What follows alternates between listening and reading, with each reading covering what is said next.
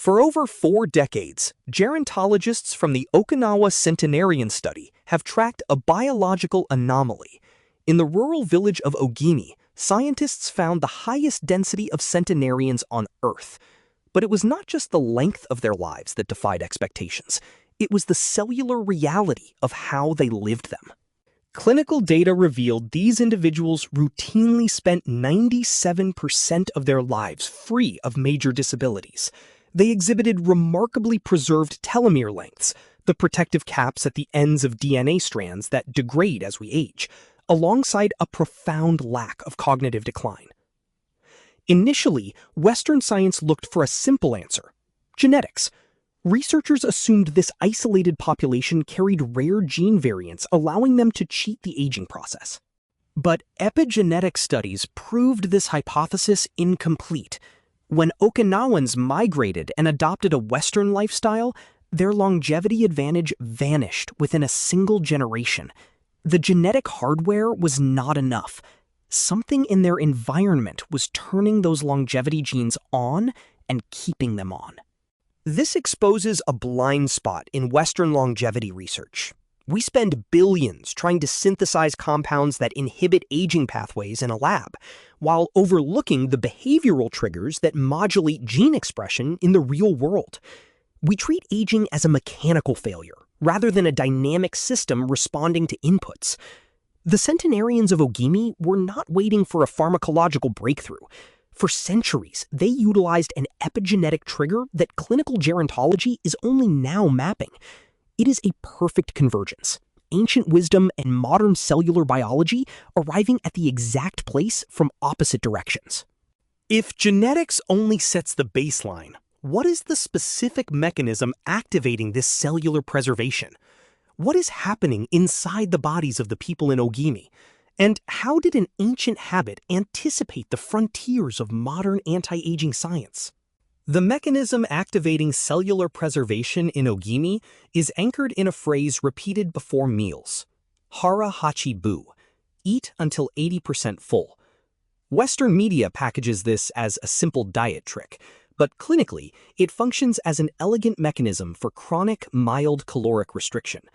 By eating slightly below metabolic demand, the body avoids insulin spikes and signals cellular repair pathways rather than unchecked growth.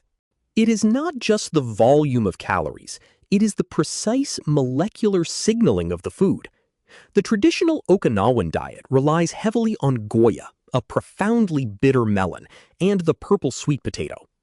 Biochemistry shows the phytonutrients in Goya act as powerful activators of AMPK. This enzyme functions as a cellular fuel gauge. When AMPK is activated, it directly inhibits the mTOR pathway, the biological network associated with rapid cellular aging. The traditional diet was regulating longevity centuries before we named these enzymes. Here is a detail frequently missed by Western researchers. The traditional preparation of Goya always involves pairing it with specific fats in a dish called Goya champuru. This is not incidental. Those lipid profiles are required to maximize the bioavailability of the bitter melon's active compounds. The ancient culinary tradition engineered the optimal delivery system. Beyond the biochemical, the data suggests another critical layer: the moai. These are lifelong social support groups. While Western models isolate longevity to the single cell, the Okinawan model integrates the nervous system. The moai functions as a measurable biological buffer against chronic stress.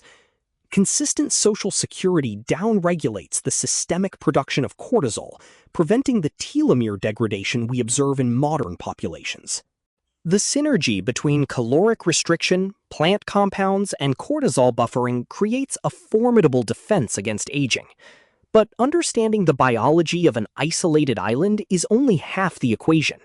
The tension we must resolve is translation. How do we implement this integrated Eastern system into a practical protocol today? Translating the biology of Ogimi into a modern protocol does not require relocating to a remote island. It requires mimicking the molecular signals that the Okinawan environment provides naturally.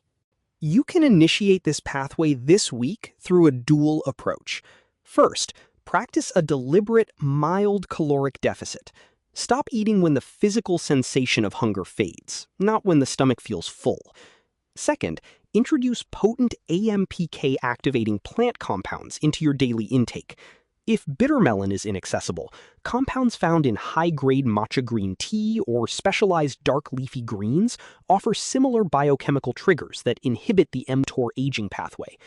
But we must be honest about the limitations of clinical gerontology.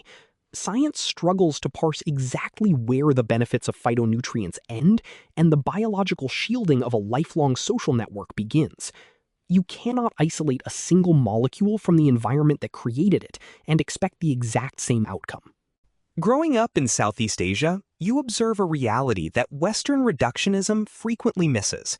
Longevity here is not an optimization project. It is not a biohacking protocol isolated to a laboratory or a supplement stack.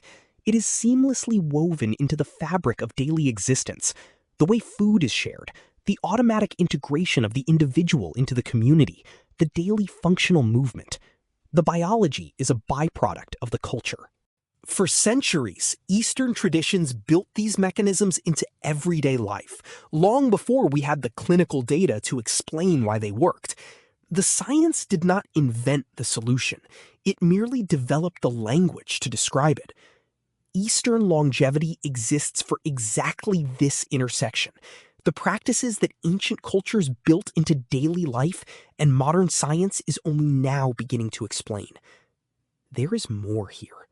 We are simply learning to read the blueprint that was written long ago.